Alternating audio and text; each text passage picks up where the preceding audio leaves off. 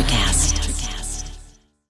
Cars say a lot about who we are. It represents freedom for a lot of people. This season on Drive, I'm going to talk to all sorts of different people. I looked at car names. Yes. And yes. I found all the car names that have science or astronomically it's inspired. Crazy. It's huge. It is. Yes, I happen to be CEO of Ford Motor Company. For me, it's all about cars, movement, and our mutual passion for things that get us around. This is Drive, and I'm Jim Farley. This episode is brought to you by Paramount Plus. Ewan McGregor stars as Count Alexander Rostov in A Gentleman in Moscow, the new limited series based on the best-selling novel. Stream it on March 29th with the Paramount Plus with Showtime plan. Visit ParamountPlus.com to try it free. Hold on to your butts. We are changing the course of history as we see it. That is what Wesley demands. Now, this affects Iris. Iris, where are you? What you feel only matters to you. I do not entertain hypotheticals. The world as it is vexing enough. Iris, I have a tip for you. Don't take drugs! Or whatever movies with Wesley and Iris. What up, and welcome to Or Whatever Movies. I'm your co-host, Iris, and I'm here with my older brother, Wesley. Today, we're talking a movie from 2023, even though it's now 2024. One-word title, Wonka. Not to be confused with Willy Wonka and the Chocolate Factory or Charlie and the Chocolate Factory.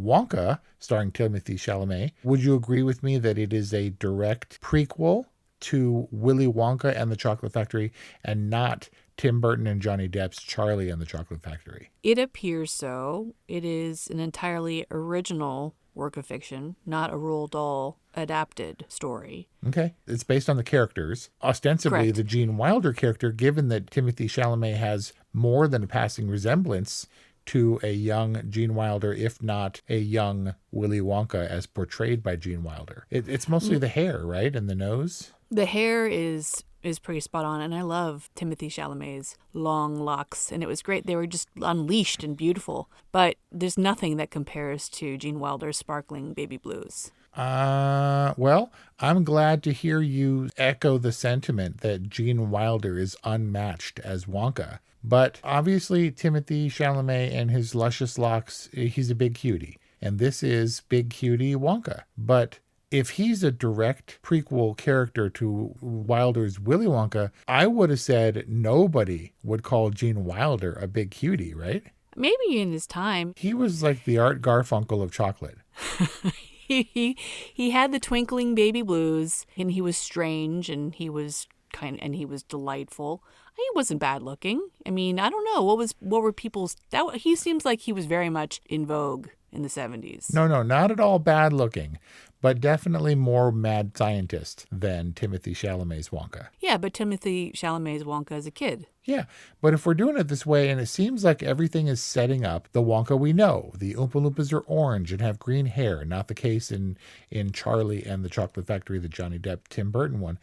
But Slugworth is a prominent character. And in this one, Slugworth is a black dude. Are we addressing that, or are we just going to let it go Hamilton style? Wait a second. Slugworth is a prominent character? Yes. In Willy Wonka and the Chocolate Factory? Arthur Slugworth is the dude that hounds Charlie incessantly, looking to offer him vast sums of family-saving money to obtain a single everlasting gobstopper. Except that Arthur Slugworth was called by a different name. When he summons him from behind the door in the office, he's not Mr. Slugworth. He was playing Slugworth.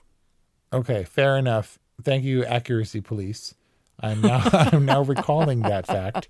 So he's basing his bad guy, who actually works for him, he's basing his bad guy persona on the bad chocolatier who once tried to sabotage and murder him? Yes, both Slugworth and Prodnose and the other one all have product presence in the Candyman candy shop. Also known as the Gallery Gourmet?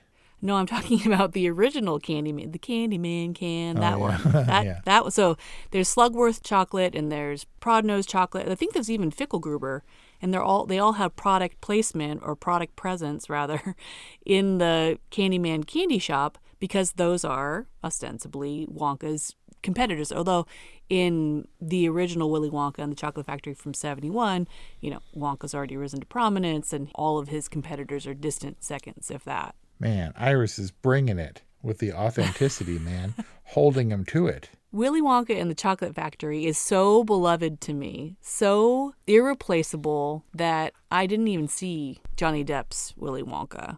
It's different enough that it warrants seeing, if only for the curiosity. So curiously, Snodgrass, what's his name? Prodnose. Matt Lucas. He's the guy with alopecia. He was in Bridesmaids. You know that, right? Oh. He's the brother, the roommate. Yes. And he's in a lot of British comedy and stuff. A weird thing happened here where I was like, Prodnose, I know that dude because he has hair in this movie. And then I realized that he plays both Tweedledee and Tweedledum in Tim Burton's Alice in Wonderland, which stars Johnny Depp, who also in a Tim Burton movie played Willy Wonka, but who in Alice in Wonderland with Matt Lucas in his top hat and his crazy hair looks more like Gene Wilder's Wonka than his Wonka does, and more like Timothy Chalamet's Wonka. That's a weird connection. This seems like a Chris Nolan explanation of the Wonkaverse. Yeah, the Wonkaverse. And there is potential. They have bandied about the idea of a sequel because, as we know, the director, Paul King, is known for his wildly successful, beloved sequels. Like Paddington 2, one of the Nicolas best movies Cage ever. and Pedro Pascal's favorite movie of all time. I wish that Pedro Pascal was played by Pedro Pascal. You know what I mean? I wish that Pedro Pascal's character was just yes, that would have just made the whole meta thing that was the unbearable weight of massive talent so much more amazing. So they love Paddington 2. Paddington 2 enjoyed a nearly, because there's always got to be one person to muck it up just to make a name for themselves. It had like a 99% Rotten Tomato rating. And Kelly and I watched Paddington and Paddington 2 on the strength of that. Look, it was perfectly lovely and not forgettable, but it was just like, yeah, that was nice. That was nice. And I feel kind of the same way about Wonka. I didn't have a really expectation because, like you, I'm in love with the 1971 Gene Wilder version, and I don't know that this story needed to be told. That's the way I felt. That said, who could play a better Wonka than Timothy Chalamet if he was going to play a young version of the Gene Wilder character? He seems perfectly appropriate. And I thought the exact same thing. Who could possibly replace Julie Andrews as Mary Poppins? That's impossible. But if you're going to do it, maybe Emily Blunt's your girl. And she did it, and I watched that movie, and it was exactly as clean and polished and whimsical and musical and colorful and magical. And I came out of there thinking that was actually maybe an appropriate sequel or within the same universe as the original Mary Poppins, which is on an impossibly high pedestal for me. And I was thinking, man, maybe they actually did it. And then I never watched that movie again. And likely, I don't know that I'll ever pop on Wonka again. Does it stick to your ribs? Is it enough? I mean, it's perfectly lovely, as was Paddington. Are you going to watch Wonka again?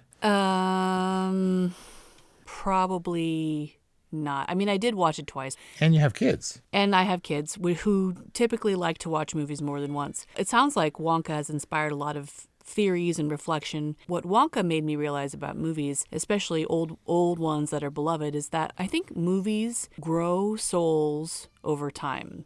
Wonka, and I also was comparing it to the new Mary Poppins, I feel like you said clean and polished, but I take that a step further and say kind of soulless. And I think it's not necessarily their problem. It's not the new movies' problems. I think that time will tell if there is something enduring about Mary Poppins Returns or this Timothy Chalamet version of Wonka, and that they grow these souls that make them become beloved. Like, I don't know, do you think that the original Willy Wonka and the Chocolate Factory was it an instant classic? Was it a big hit? I love it so unabashedly because I've grown up with it and because I can now share it with my kids and I can now see the delight that it brings to them. I mean, we watched these movies back to back. They watched Wonka in Ohio over Christmas, and then they watched Willy Wonka and the Chocolate Factory back home in California. after Willy Wonka and the Chocolate Factory, they were singing the songs. They were asking Alexa to play them. They were dancing like ballerinas to World of My Imagination or whatever that song is called. Yeah. And they didn't ask once again about Wonka. Look, I'm in my late 40s, I'm sad to say. And in a way, Willy Wonka and the Chocolate Factory in 1971 still terrifies me. You're telling me those girls in this modern age came through unscathed? Paloma said that she felt funny when they were in the boat. So she's just trying to figure out what that all meant. And then she was like, did you see the worm come out of the person's nose? And I was like, I think that was a snake. And she's like, no. Oh my God. The music is curious because this one started and they started singing and it was a musical right off the bat for Wonka. And I was like, oh no, like what are we, oh, come on. Because you know how I feel about musicals. It's not automatic, dude. You have to earn my trust. And you can't just burst into song and expect me to go along with it. That said, I guess if there's a magical world that justifies bursting into song, maybe it's Wonka's world. So I was going to argue that Willy Wonka and the Chocolate Factory Gene Wilder is not a musical. The Oompa Loompas sing a song because they're Oompa Loompas. But other than that, they're recitations and brief musical interludes and stuff. But he does sing In a World of My Imagination or whatever that song is called. It's true. He does. And so I guess that kind of works. But already, like I had to dock a couple points because I'm innately distrustful of musicals. That said, I guess it works. And I was overjoyed to see Mr. Carson and Olivia Colman. Mr. Carson, he was the, what was he? Abacus Crunch, the one of the people under the stairs in Wonka, or the footman in Downton Abbey. Oh, was he the accountant? Yeah, Abacus. Oh, duh. Bleacher was weird. Bleacher, played by Tom Davis, was so gross. He was just like, ooh. The big galoot? Yeah. It was his voice was weird. I couldn't tell if it was modulated or if that actor really pulled off that weird voice. That was kind of cool. Oh, really? I was just, for some reason, I found him kind of repelling. Oh, of course. Well, that's Dude's Not Your Type. That's Kelly Ray's type. She's all about big galoots. It's so funny to see Olivia Colman, who's typically so refined and like magisterial. Is that right? Majestic? Regal? Majestic. Yes. Well, I mean, she literally played the queen. You know what's odd about that? Olivia Colman played a middle-aged version of Queen Elizabeth in The Crown. And Imelda Staunton plays the older-aged queen in the final 2 seasons of The Crown, who's married to Mr. Carson. Abacus Crunch? Yeah. Why do you call him Mr. Carson? His name is Jim Carter. Yeah, that's what Jim Carter's name was in Downton Abbey. Keep up. Suddenly we're talking about the cast. I'm not sure how we got into this, but I think that Slugworth, played by Peterson Joseph, steals the show. He's very hammy and chewy. Yeah. But he's such a delicious baddie. Get it? Yeah. He is, in a way, what I expected young Wonka to be. Like, he has the potential for evil, like murderous, drown you in your own chocolate evil in this movie.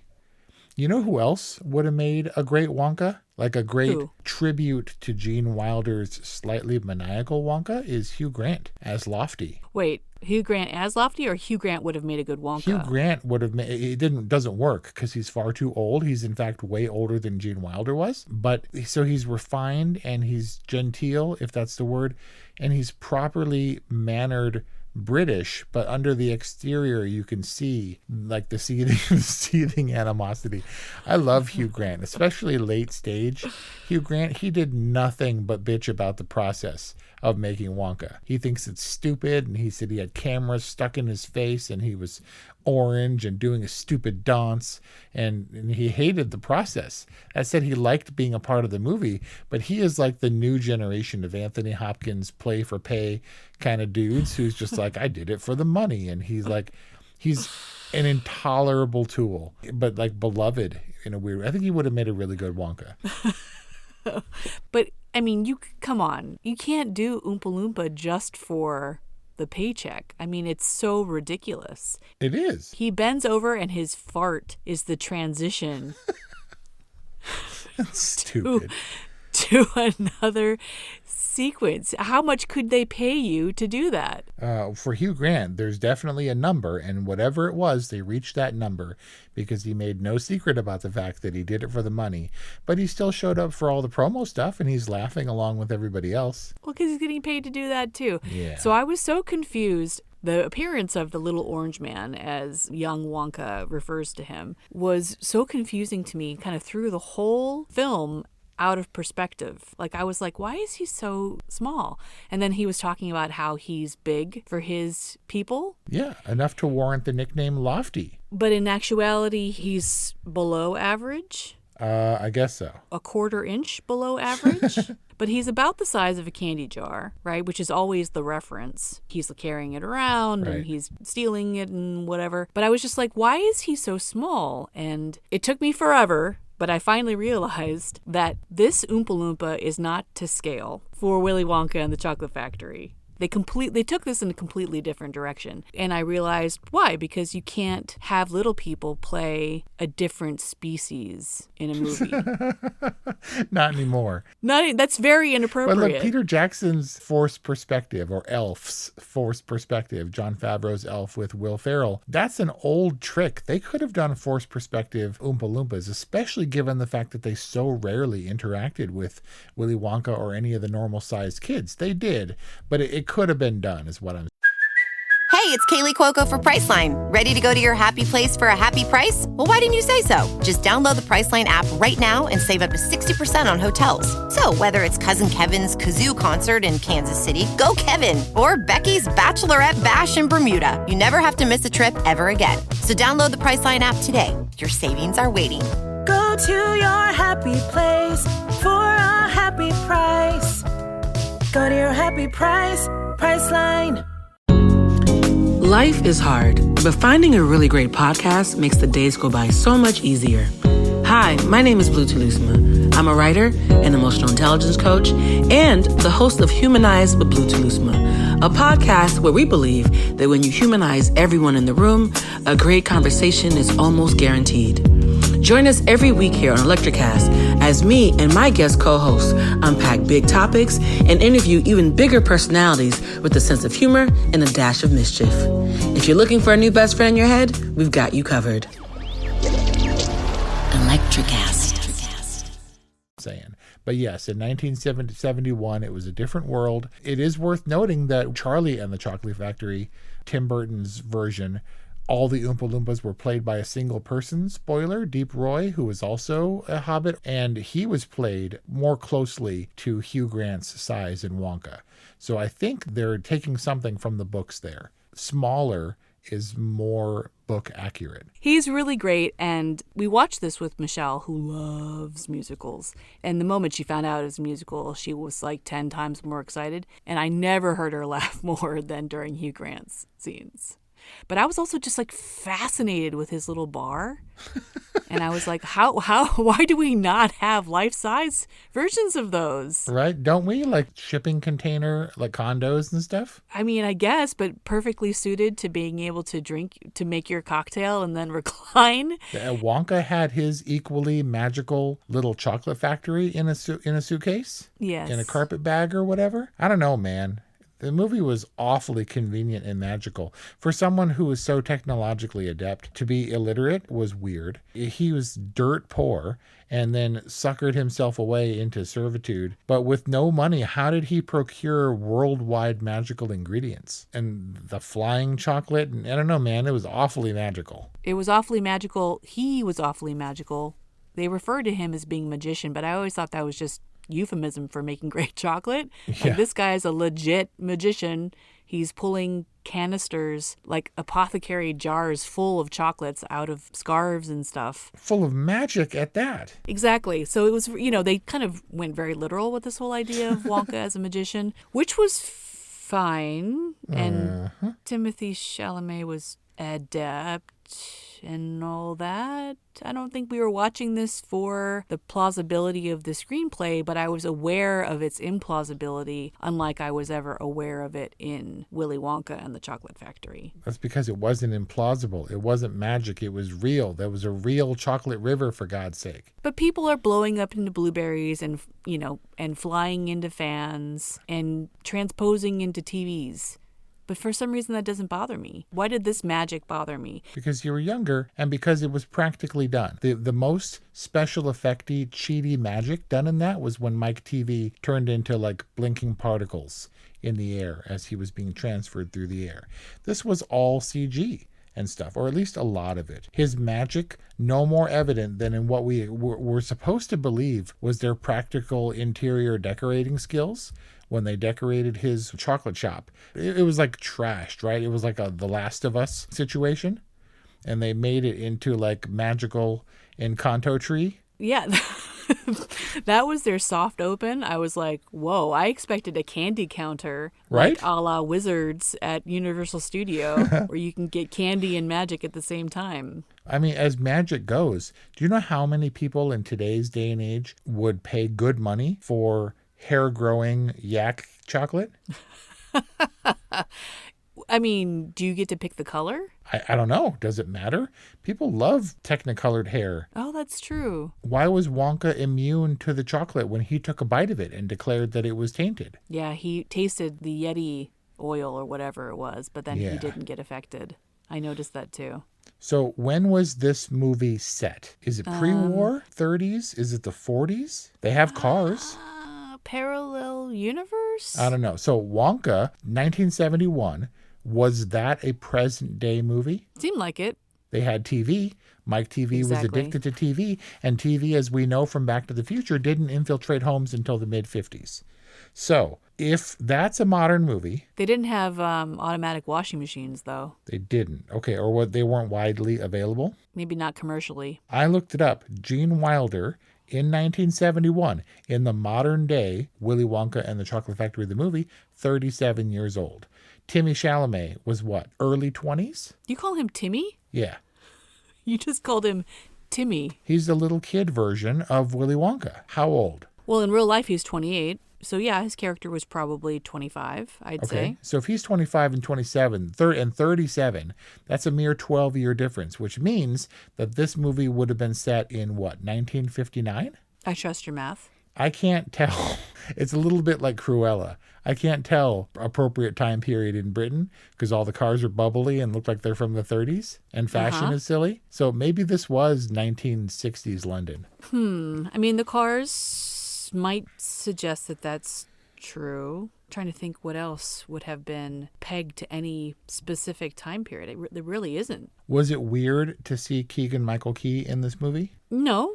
Why would it be weird? He's funny. In a movie with lots of diversity, produced in a time when diversity and representation is key, that he played an Italian dude. Did he? He had an Italian accent. He had like a New York Italian. And he had Italian white guy flowing hair on the sides of his head. He had a New York Italian-y accent because for some reason everyone's got different accents in this. So you're justifying it, saying whatever the case, he wasn't misrepresented in this movie. I don't think they put him in whiteface, no. How are you going to let the filmmakers be sizist in this day and age when he turned into a big fat chocolate slob? He was definitely a big fat guy. All the bad guys are fat in this movie. I mean, obviously, this is a concept we're aware of, but this concept that there's a correlation between how much chocolate you eat and your waistline, it's a very strange thing to bring up. That's why you got to get with dark chocolate, less calories. Sure, and it's like got good antioxidants and all that stuff, but maybe it's because in this version of Wonka, all of the main characters are adults. Some may be young adults, but this is an adult movie, whereas in Willy Wonka and the Chocolate Factory, they're kids. And so kids like chocolate and they don't really think about the dietary repercussions. And so is it because this is an adult cast that they've introduced this concept that this guy is a gluttonous, obsessive, addictive chocolate eater? Now who's slacking on the Willy Wonka references from 71? There's a whole song about it. Guzzle down sweets, eating as much as an elephant eats. I'm not going to get dinged, am I? No, because it wasn't that good. But he eats everything, not just chocolate. He's omnivorous, but he's not chocoliferous. Chocoliferous. That sounds like a Wonka word. I liked the noodle song though. Yeah. Oh, the giraffe song. Yeah, it was so cute. Yeah. Sure, great musicals. I expected Wonka to be like more damaged and even though he's like a cartoonish figure later in life, he's like a hardened veteran and stuff. Yeah, you needed to have some glimpse at a future. Good day, I said, good day, with the hair shaking and stuff. Right? He's the one who would be taken in by Olivia Colman and like all fine printed and indentured servitude, and then who would turn around and do that to Charlie and the kids. Later, there's got to be some trauma, and I fully expected this movie to set up that trauma, and that's my biggest takeaway from Wonka. I didn't want the magical, I wanted the maniacal, and Timothée Chalamet, as you said, didn't have an ounce of maniac in him. It was all soft edges and all perfectly lovely, and I'm sure Paloma and Aurelia enjoyed it and loved it, and Michelle and all that stuff. But I wanted snakes or centipedes or whatever coming out of people's noses. I wanted chickens' heads being chopped off. I wanted trauma to be inflicted. And in a way it was. Like he was, had to do laundry against his will and had to sneak out in the laundry basket. And he did almost drown in some chocolate. But he all took it in stride because he did it because it was part of the choreography. There were multiple there was like a mom murder there were multiple mom deaths. But also there was this weird thing where he was expecting her to show up and she was still, and I was like, oh shit, is she going to show up to you like Corpse Bride style? And she didn't. But that kind of would have been a cool movie if she did. Good old Sally Hawkins. Right? She's scary. In a falling in love with alien sea monster kind of a way. Yep. He was definitely more the let's dance on rooftops and fly away on balloons Wonka than the chocolate riverboat Captain Wonka. That's an important Wonka, not to be overlooked. And maybe there was something missing in that, but we're also talking about the filmmaker behind Paddington. That's exactly it. They were like, it's perfect. And maybe in a way, maybe for all the softy kids out there, maybe it is perfect. Do you know that it was almost Tom Holland? Really? Yep. And maybe he would have been a perfect damaged Wonka, but I'm not sure he could have carried off the bright-eyed magic and the cutie curls of Timothée Chalamet. That would have been the 1,000-yard stare Wonka, the potentially child-murdering Wonka, which is all I want. If Wonka was the first movie in the Wonkaverse, and Willy Wonka and the Chocolate Factory happened to be produced in 2034. Would this movie stand up, or does it ride entirely on the shoulders of the goodwill we bring from Willy Wonka and the Chocolate Factory? And I guess some people, I can't imagine, but somebody out there saw this because they loved Charlie and the Chocolate Factory. Yeah, come on. But kudos to these filmmakers. They did something different. This wasn't Home Alone 2. This wasn't The Hangover 2. Or prequels, like the ones that, whatever one comes next, whether prequel or sequel, there's the ones that rehash and there's the ones that move the story forward. Even if it is a prequel, I think this expanded the world of Wonka. And, does it segue perfectly into the other one? I don't think it really matters. I think that they were trying to create something innocent and dreamy and magical for a year that maybe needed a little bit of that.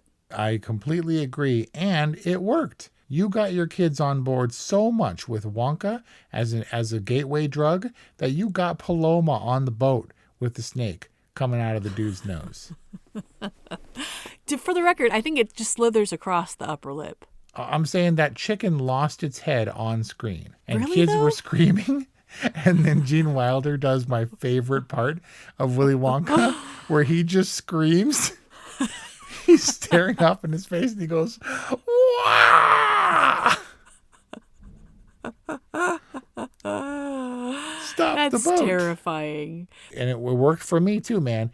Wonka is my excuse to go back to revisit, to talk about Willy Wonka and the Chocolate Factory in 1971, Gene Wilder, which simply cannot be matched.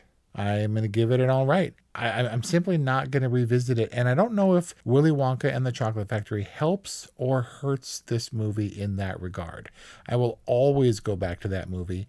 And because it cannot possibly live up, I don't know that I'll ever see Wonka again. Timothée Chalamet is perfectly serviceable. I really don't mean that in a negative way at all. He's delightful. He's the it boy. He brings something delightful to this role that I think showed another very talented side of him. So good for you, Timothée Chalamet, and may the Wonka-verse ever expand. And I will thank this version of Wonka for just taking it a little bit further and give it a good. So that's our discussion on Wonka from 2023, available in theaters. Thank you for listening. 818-835-0473 or whatevermovies@gmail.com is how you get in touch with us. Happy New Year. Happy 2024, and thanks for listening. Miles, are you ready to record our promo for Season 2 of the Wanna Bet podcast? David, have you ever seen a grown man naked? Miles, we're not here to quote lines from Airplane. We're here to tell people that Season 2 starts August 18th. But I like Airplane. I know you do, but Wanna Bet is a sports betting podcast. Each week we bet $1,000 on the NFL teams and games that we love. Well, that sounds like fun. It is fun. And last year you picked over 60% of your games correctly. How'd you do? We're not talking about that. We are telling people that they can find us every Friday. So no more movie quotes. Roger. Electricast. Introducing the Deep Leadership Podcast. Leadership is a people business. That's the philosophy of your podcast host, John Rennie. As a former submarine officer who spent 22 years leading businesses in corporate America before starting his own manufacturing business, he knows that leadership matters. Deep Leadership is real-world, actionable leadership advice from John and his expert guests. Become a leader worth following. Subscribe today. Electricast.